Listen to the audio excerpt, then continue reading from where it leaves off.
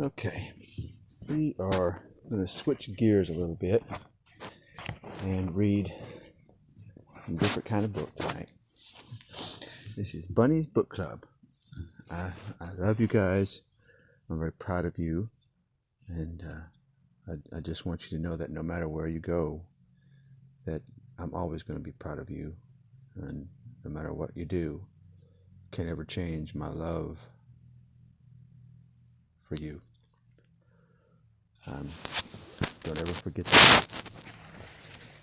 Okay. Bunny's Book Club. Looks like Bunny and Bear and Porcupine checked this one out a couple times.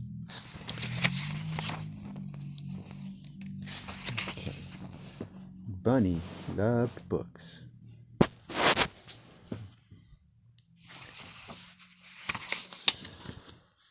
He loved them ever since he first heard the lady with the red glasses reading aloud outside the library.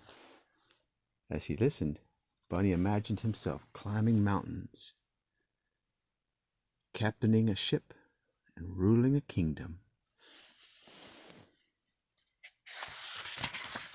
Got owies on my hands from changing alternator. Man. But when summer ended, story time moved back inside. Bunny wasn't sure if animals were allowed in the library, but Bunny was sure he couldn't live without books. Night after night, he could hardly sleep for wishing. He had to do something. So, with a flashlight in his paws and hope in his heart, Bunny jumped out of bed and tiptoed through the dark. But when he reached the library door, it was locked. So were the windows. Bunny tried digging, climbing, and yanking. Nothing worked. Until he noticed the book return.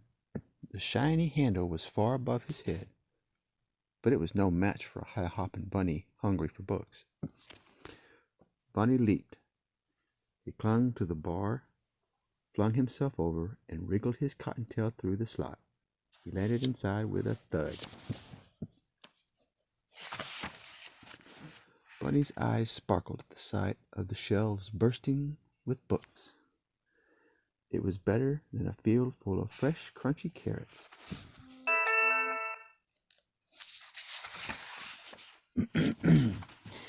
Bunny didn't know where to start.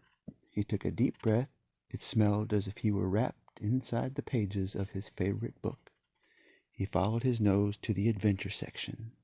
Then he found stories about swashbucklers, sharks, and superheroes. Bunny greedily grabbed them all.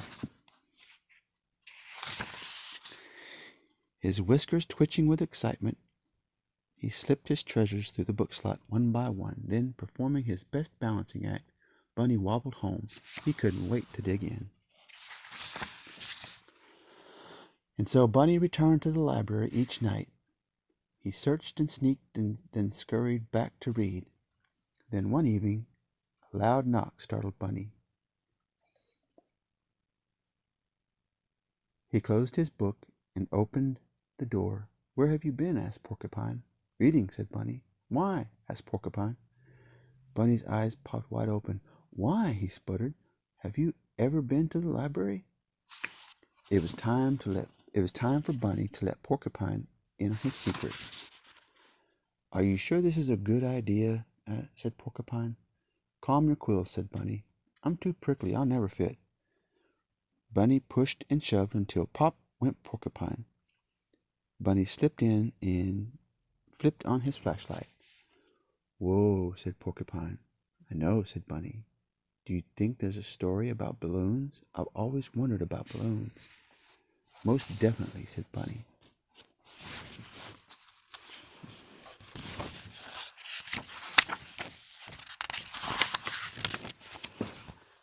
Sure enough, Porcupine found books on balloons and on deserts and dunes, on caterpillars and cocoons. You know about that one. When Bunny handed him one about hedgehogs, he hugged it. The two friends took turns cramming books into the slot. Their towers teetered so high they could barely carry them. Back at Bunny's, they cozied up with cups of tea and carrot muffins. Together, they read until sunrise. One night, Bear noticed the light on at Bunny's. He opened the door and tripped over a stack of books. "What's going on?" said Bear. "Here," said Bunny, handing him a book. Soon, more curious animals began visiting. "Do you have any books about outer space?" said Bird. "Or about volcanoes?" asked Mole. "I'd like a ghost story," said Mouse. "I think it's time for a field trip," said Bunny. One by one, the animals stuffed themselves inside the library. Bear caused a great bit of delay. They scattered about, sniffing the stacks, pawing over pages. Squirrel gathered stories about the circus. Raccoon nabbed one about outlaws and bandits. Frog found a fairy tale. No one heard the key in the front door. No one heard the clack, clack, clacking of footsteps. No one heard the light flick on. "What do we have here?" said the librarian. The animals looked up in shock. Bunny gasped. Porcupine gaped. Bear groaned. "Follow me," she said. The animals marched slowly behind her. "We're done for," whispered Porcupine. "All libraries have rules," said the librarian sternly. Bunny's whiskers trembled. Porcupine's back bristled. Bear eyed the door. Bunny stepped forward to take the blame. The librarian leaned down. "The first rule is every book lover must have one of these." She handed Bunny and his friends shiny new library cards.